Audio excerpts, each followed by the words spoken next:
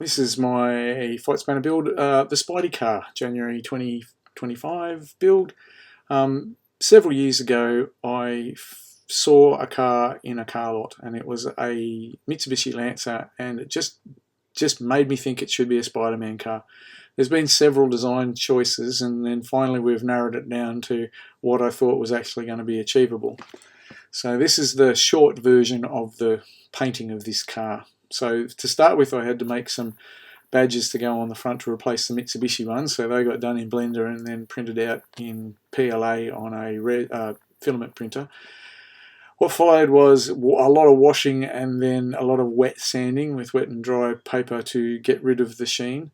I then had to put the badge in place, so I grind out the Mitsubishi label, put the badge on, bog up where it had been, and glue it on with a very super sticky black stuff. I had to bend the spider a little bit to get it into place.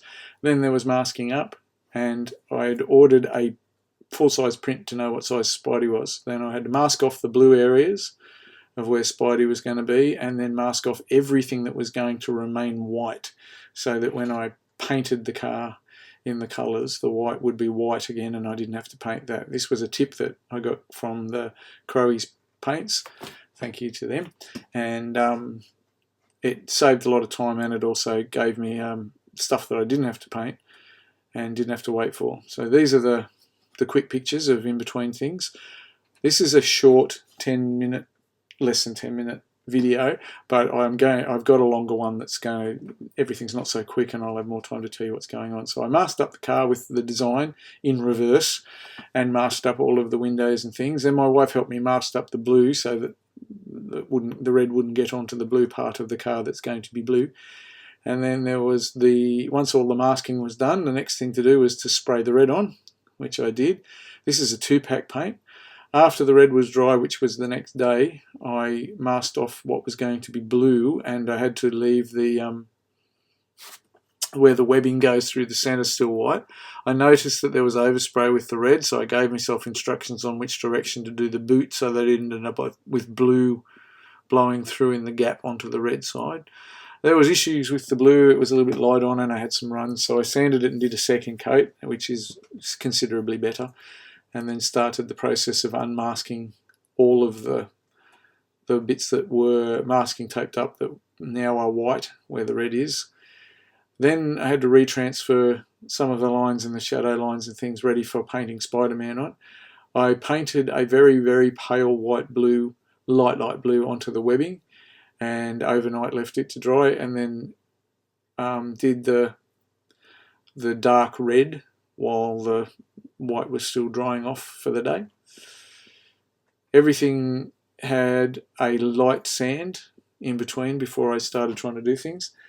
After that, I did a slightly darker light blue and painted in all the webs along all the strings on all of the web. This process was actually about an hour and a half to do just the web.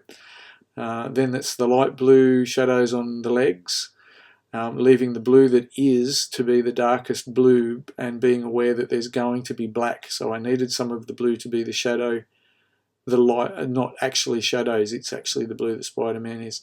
I painted the highlights on Spidey, and I also went around and touched up everywhere that it had bled underneath the paper.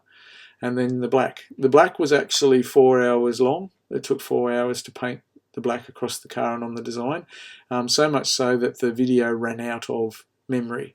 So I'm sorry you don't get to see right down to his feet, because the video stopped and I couldn't, because being a 2-pack paint, hence the reason I'm masked up and everything, I couldn't stop doing what I was doing because it was starting to go off.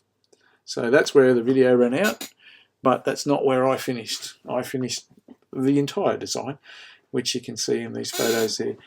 After that, it was a matter of letting all that go off, and we had a rainy day, so I had to wait for another fine sunny day and do the clear coating over the top of everything. So I am not a spray painter. The clear had some runs.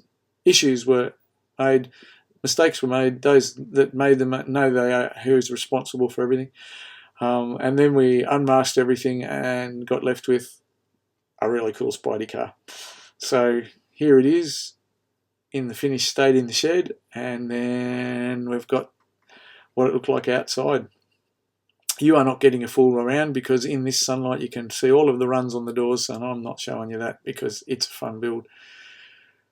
So it started out with an idea, and the idea was the car that I saw in the car lot that just said to me, Spidey Car. And it's been 5 years that I've owned the car, and it's almost 20 years since I first saw it. So that was what it looked like. That's what it looks like. That's what it looked like. That's what it looks like. That's what it looked like. And so forth. I think that it's a better finish. I am very stoked, and I'm really happy to be driving around. It got a new engine this year, which has also prompted me doing the paint job now because it's going to last a little bit longer. And I hope that I get a lot of years. If you see me driving around in this, by all means come up and say g'day. Have photo, I don't mind. There's QR codes on the car that will take you to the YouTube, but if you're watching this then you've already seen them. I wanted to give a really big thanks to Officeworks in Coffs Harbour, who printed out the design for me, and they did it the day before Christmas on the time, and Crowies Coatings, who sold me all the paint and gave me super good advice.